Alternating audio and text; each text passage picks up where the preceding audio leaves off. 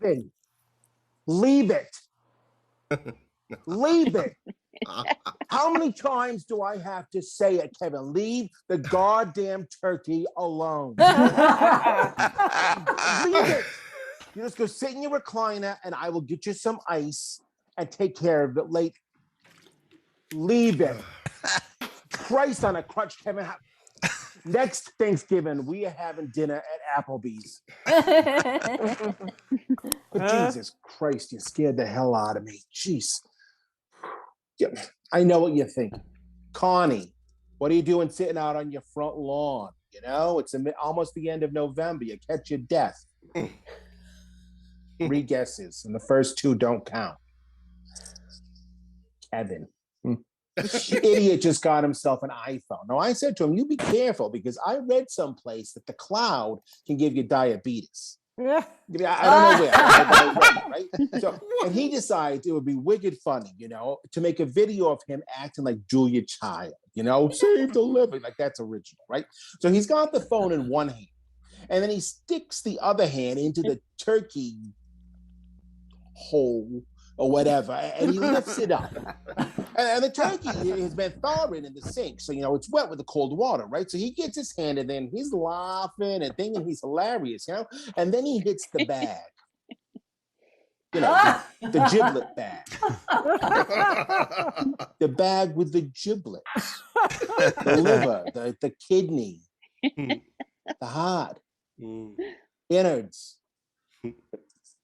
Have you never cooked a turkey for Thanksgiving? Oh, right. Applebee's. So anyways, Kevin, he hits the giblet bag, you know, and it's squishy and stuff. So he goes to pull his hand out, but the turkey is all wet from thawing, right? And it slips off his hand. He goes crashing onto his foot, sliding across the floor, and ends up in the GD dog bed.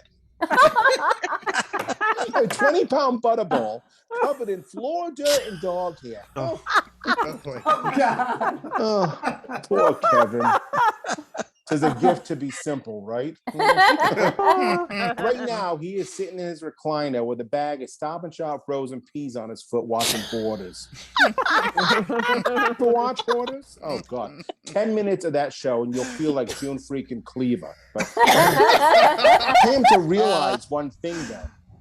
It never works out well for the cats. He is Kahlua and milk. Only way to get through the holidays. I stopped by St. Dominic's to listen to the choir rehearse for Thanksgiving Mass tomorrow. Trisha Donovan has got a solo. I don't know who told that girl she could sing. I mean, honest to God. Like, I wanted to scream out, hey, Trisha, can you sing solo? So we can't hear you. Or Trisha, can you sing tenor? 10 or 12 miles away. Trisha, I wish you could sing on the radio. That way we could turn you off. Oh my God. Come on, seriously. Jesus did not die for that. Oh, dear. I wish I had a cigarette, you know? I almost bought one of those electronic ones, you know, the thing with the vapor that's supposed to keep you from smoking the real thing. But then I heard if you stuck the blue end in a bunch of ground up apple seeds, you get a real wicked buzz. I don't know, but I read it someplace. I don't know where. But I just don't want to stink the house up, you know? Hey, I have a question. Riddle me this. If lavender scented Febreze is supposed to remove odors, how does it not remove its own lavender scent?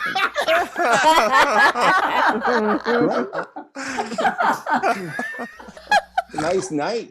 I have a Doppler saying we're supposed to get snow, but you know, it's too many clouds, too many stars out for that. No clouds. You think that when a rat sees a bat, he thinks it's an angel?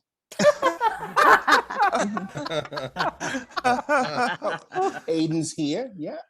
Came a day early. The twins are driving up tomorrow. Marissa, she's spending the Thanksgiving down at her in-laws. So Aiden is getting married. I hated March. He told me tonight. He's gonna tell the rest of the family tomorrow out in California, right?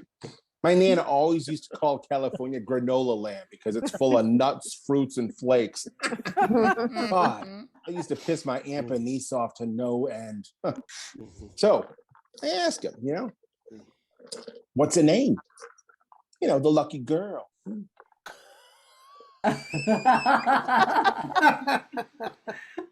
William. William. Yep. Aiden is gay. And he's getting married to a man, a gay man. I know. I never told you, and I tell you everything. I told you about that time that I ran into Bobby Orr up at Meadow Glen Mall and I farted right in front of him. That time that I laughed so hard at Carrot Top that I peed a little. I mean, God, it must have been the menopause because that man is about as funny as a cold sore. Yeah. No, it sounds like I can't control my bodily functions, but I know. It's 2022. Being gay is no big whoop, right? Not like in the old days when everyone was gay back then, but you just couldn't talk about it. I really think that my Aunt Bernice was a lesbian who never came out. Yeah, she had a lot of good fun screwing the jockeys up at Suffolk Downs and then going home and making herself a sandwich and not having to clean up for anybody. I'm not crying because I'm sad. I am crying because I'm happy for him.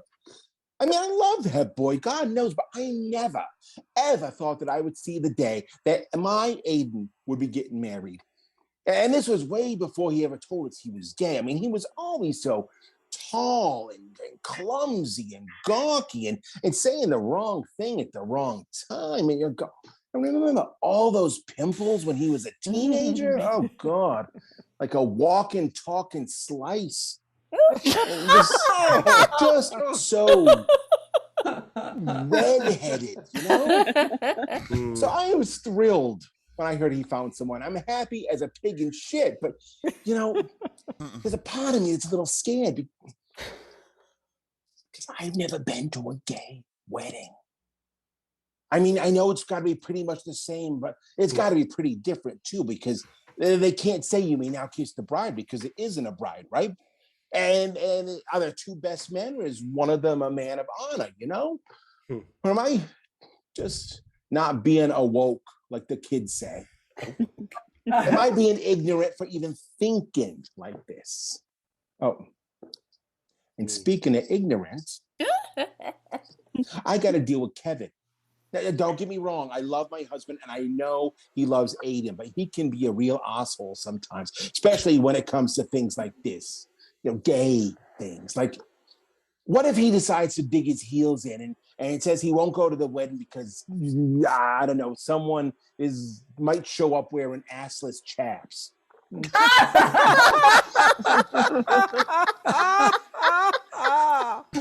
I just realized that all chaps are assless. Otherwise, they're just pants.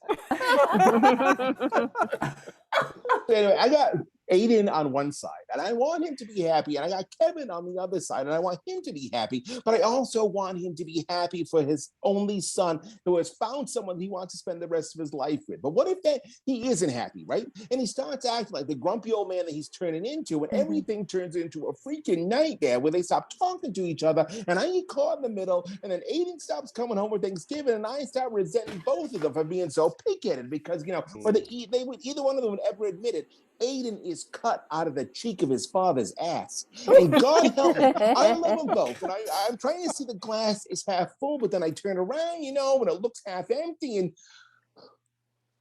I just don't know.